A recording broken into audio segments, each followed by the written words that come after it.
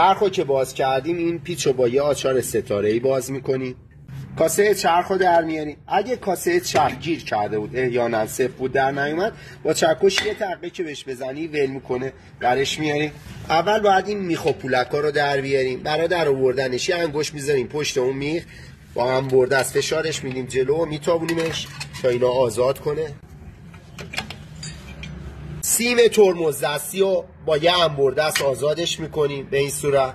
با یه پیچ گوشتی میکنیم پایین لنت رو میدیم عقب تا آزاد بشه تا بتونیم فنر پایین لنت رو در بیاریم. به این صورت با دستاتون پایین لنت رو به هم نزدیک میکنیم تا بالاش آزاد بشه. یکم لنت رو میتابونیم و به این صورت لنت رو در میاریم، آزادش میکنیم، میاریم بیرون. لنت رو بر میگردونیم، ریگلاژ و فنرهای لنت رو از سر جاش در میاریم. لنت جدید رو به این صورت رو به هم قرار میدیم، ریگلاژ رو کم میکنیم، فنر ریگلاژ رو داخل این سوراخ قرار میدیم.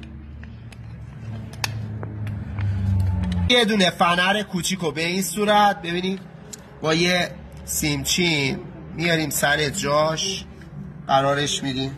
برای جا زدن فنر بالای لنت دو طرف لنت رو نزدیک میکنیم، فنر رو سر جاش قرار میدیم و فنر رو به این صورت جا میزنیم. لبه حتما باید زیر زامن ریگلاژ باشه. دو طرف لنت رو میگیریم، سر بالاش رو از هم باز میکنیم، میتابونیم و لنت رو جا میزنیم.